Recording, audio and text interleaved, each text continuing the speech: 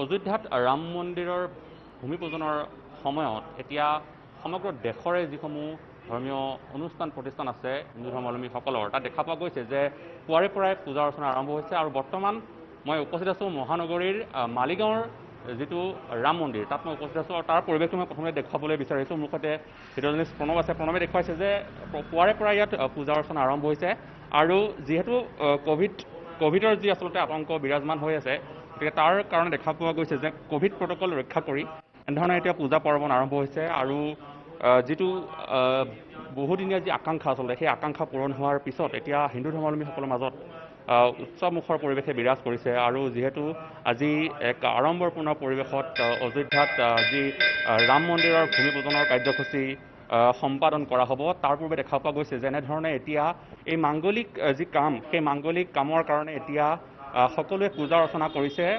ঘৰৰ লগতে ৰাজহুৱা যিসমূহ মন্দিৰ আছে সেই মন্দিৰসমূহতো দেখা পোৱা গৈছে যে এনেধৰণে এতিয়া পূজা অৰ্চনা আৰম্ভ হৈছে আৰু এটা কথা লক্ষ্য কৰিব লাগিব যে ক'ভিড প্ৰট'কল ৰক্ষা কৰি এই ধৰণে এতিয়া পূজা অৰ্চনা আৰম্ভ হৈছে আৰু কোনো ধৰণৰ যাতে যি ক'ভিডৰ যি আচলতে মহামাৰীৰ যি আতংক সেই আতংকৰ সময়ত যাতে কোনো ধৰণৰ বিশৃংখল পৰিৱেশৰ সৃষ্টি নহয় তাৰ কাৰণে প্ৰশাসনে অনুৰোধ জনাইছিলে আৰু তাৰ প্ৰতি লক্ষ্য ৰাখি আৰু সেই যি অনুৰোধ ৰক্ষা কৰি এনেধৰণে এতিয়া পূজা আৰম্ভ হৈছে। মহানগৰীৰ মালিগাঁৱৰ এই যিটো ৰাম মন্দিৰ এই ৰাম মন্দিৰত আমি দেখুৱাইছোঁ যে পুৱাৰে পৰাই সীমিত সংখ্যক লোকৰ উপস্থিতি ইয়াত পূজা আৰম্ভ হৈছে। পুৰোহিতৰ মন্ত্ৰোচ্চাৰণে এই যি ৰাম মন্দিৰৰ যি ভূমি পূজনৰ যি শুভ যি আচলতে মুহূৰ্ত সেই মুহূৰ্তৰ পূৰ্বে এনেধৰণে এতিয়া কাম আৰম্ভ হৈছে আৰু আমি ইয়াত উপস্থিত আছোঁ। ইয়াত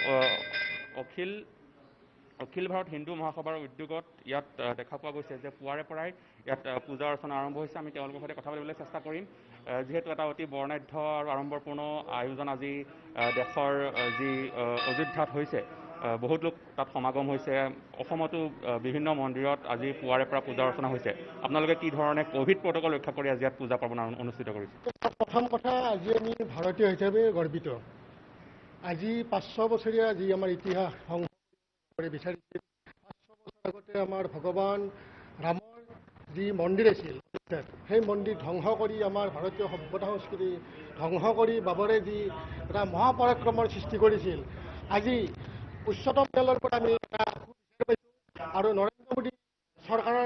নৰেন্দ্ৰ মোদী ডাঙৰীয়াৰ তত্বাৱধানত আমি যি এটা সুবিচাৰ পাইছোঁ দেশত, তাৰ কাৰণে আমি ভাৰতীয় হিচাপে আজি সঁচাকৈ গৰ্বিত। আৰু আজিৰ এই তাৰিখটো এই ক্ষণটো বিশ্বৰ ইতিহাসত কিন্তু সদায় জিলিকি ৰ'ব।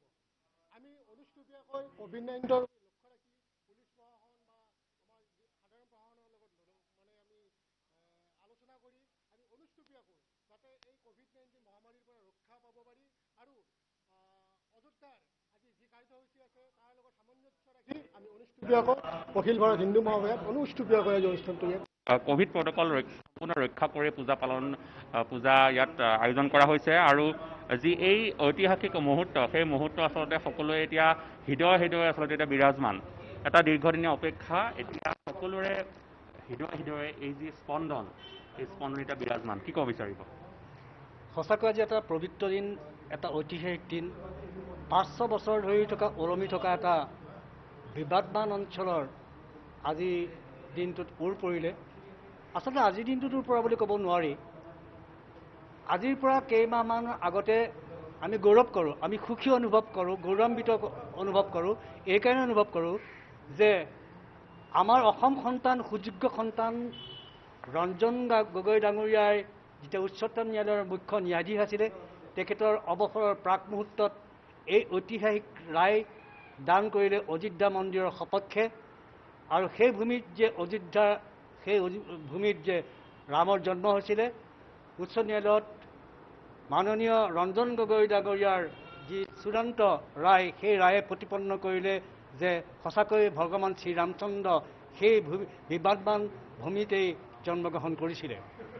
আজি ক'ভিড-19 এই মহাসংকটৰ দিনত আজি অযোধ্যাত ভাৰতবৰ্ষৰ মাননীয় প্ৰধানমন্ত্ৰী নৰেন্দ্ৰ মোদী ডাঙৰীয়াই নিৰ্মাণ কাৰ্যৰ যি শুভাৰম্ভ কৰিব, এই শুভাৰম্ভৰ লগত সংগতি ৰাখি আমি অখিল ভাৰত হিন্দু মহাসভাই মালিগাঁওস্থিত এই ৰাম মন্দিৰত অনাড়ম্বৰপূৰ্ণভাৱে সেই নিৰ্মাণ কাৰ্য যাতে এক স্বকীয় বৈশিষ্ট্য লাভ কৰে, স্বকীয় বৈশিষ্ট্য লাভ কৰে, বিশ্বৰ ভিতৰত এক ঐতিহাসিক ধৰ্মীয় মন্দিৰ, ধৰ্মীয় মঠ হিচাপে পৰিগণিত হয়, যাতে বিশ্বৰ প্ৰত্যেকজন পৰ্যটক, প্ৰত্যেকজন হিন্দু ধৰ্মাৱলম্বী লোকৰ এই মন্দিৰৰ প্ৰতি আগ্ৰহ বাঢ়ে।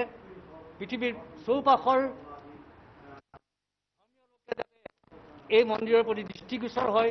তাকেই ভগৱন্তৰ প্ৰভুৰ ওচৰত আমি এই মালিগাঁওস্থিত ৰাম মন্দিৰত সেৱা আগবঢ়াই যাতে অতি সোনকালে এই ৰাম মন্দিৰৰ কোঠ নিৰ্মাণ হৈ পৃথিৱীৰ এক বিৰল ধৰ্মীয় অনুষ্ঠানটোলৈ পৰিগণিত হয়, তাকেই ভগৱন্তৰ প্ৰভুৰ ওচৰত কামনা কৰি আমি এই ৰাম মন্দিৰত, মালিগাঁওস্থিত ৰাম মন্দিৰত অখিল ভাৰত হিন্দু মহাসভাই এক পূজা অৰ্চনাৰ আয়োজন কৰিছোঁ।